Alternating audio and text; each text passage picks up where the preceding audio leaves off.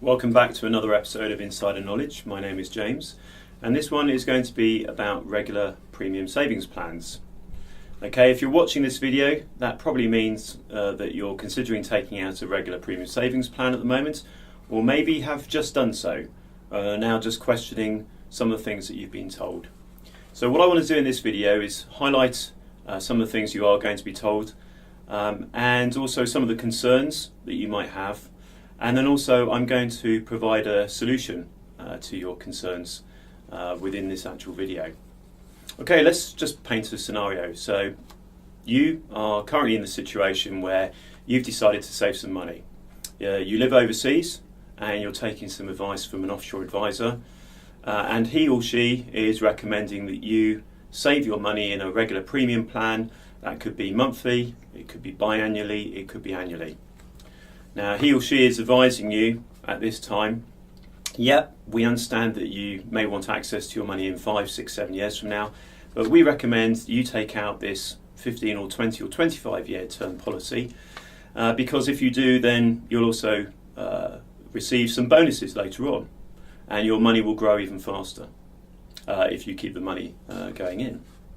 They might also say to you, well, look, it's very important that you keep this policy running for the first 18 months or the first 2 years. It's essential because it's only after that you get the flexibility of the policy and the ability to access the money.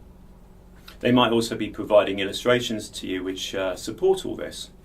And they'll be using probably a big name company just to ensure that you understand this is a well-backed product.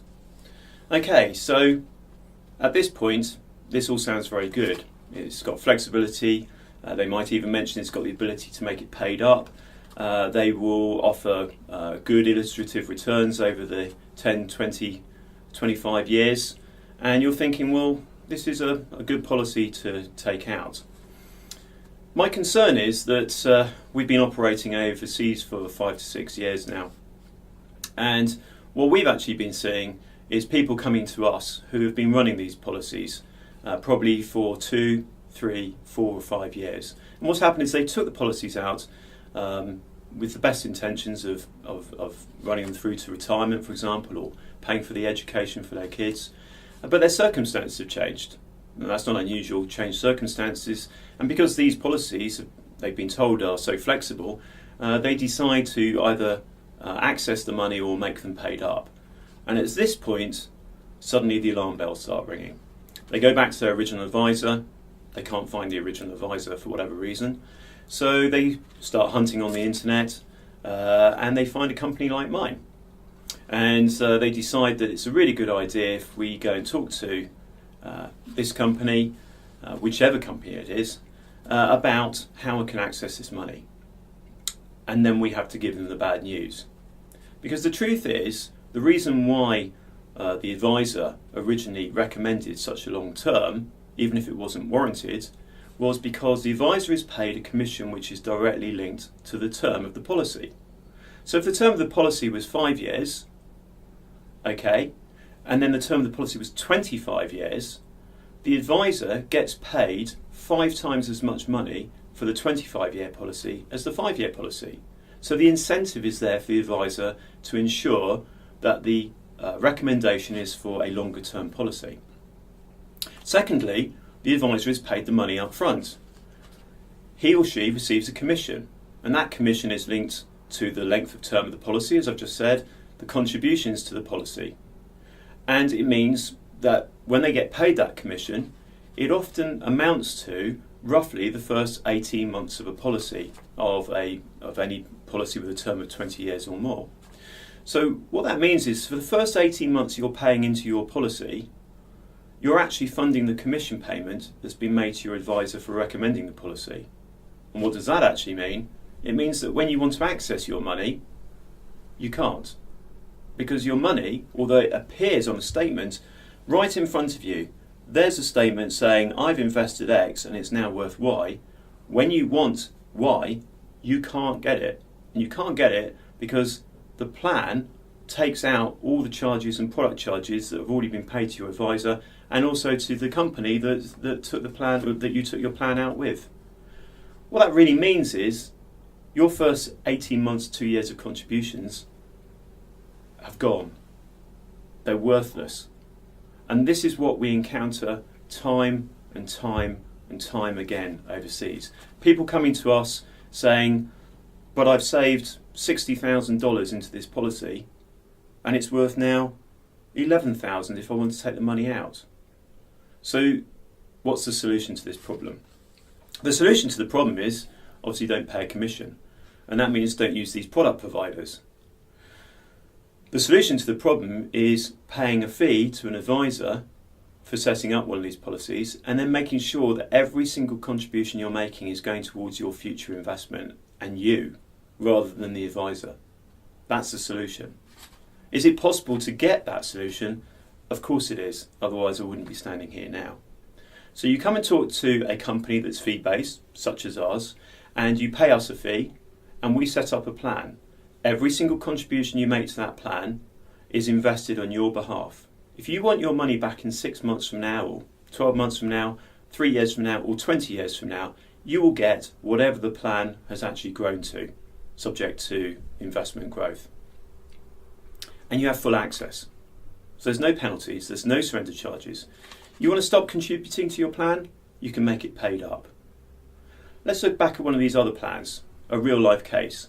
A client comes to us, he's 4.5 years into the plan, he wants to make it paid up because he's been made redundant.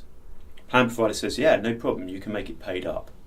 One slight problem, the paid up charges then increased on the plan. So they're taken away. So in other words, future charges that would have incurred by him making contributions are still being taken, even though he's not making the future contributions.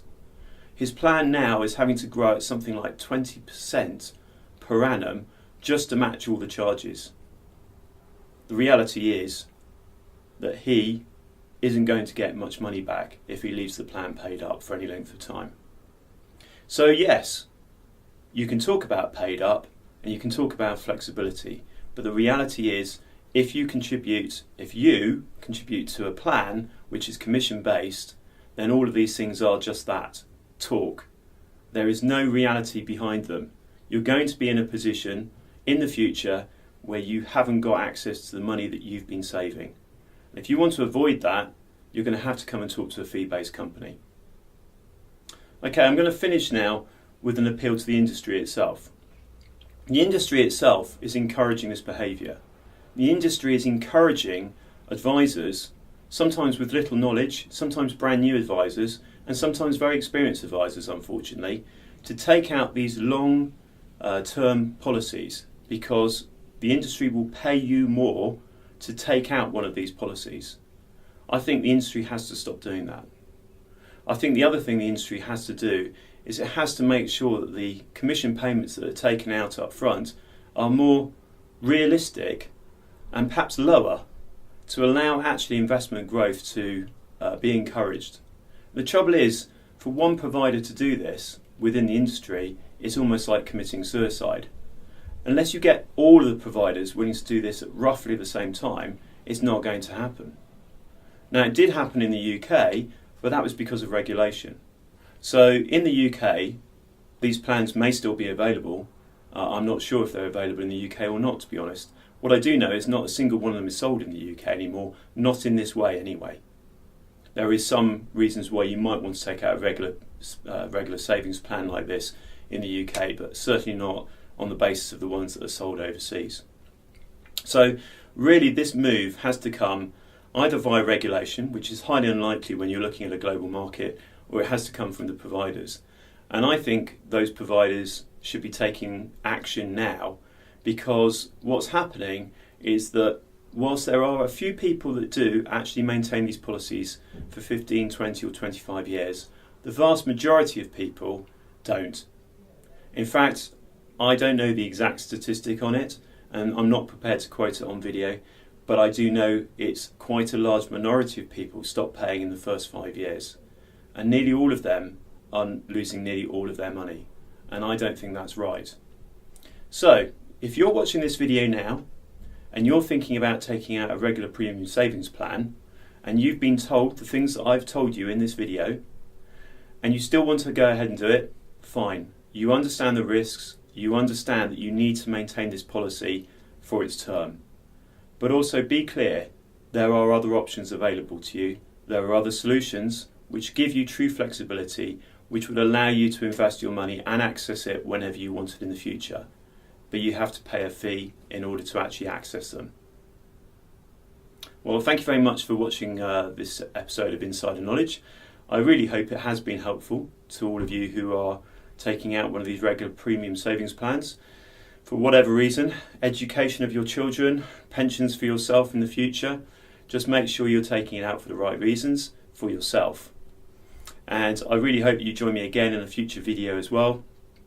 And obviously you can always find more information on our website, and you can contact us directly for advice, of course. So I look forward to hearing from you. Thanks very much.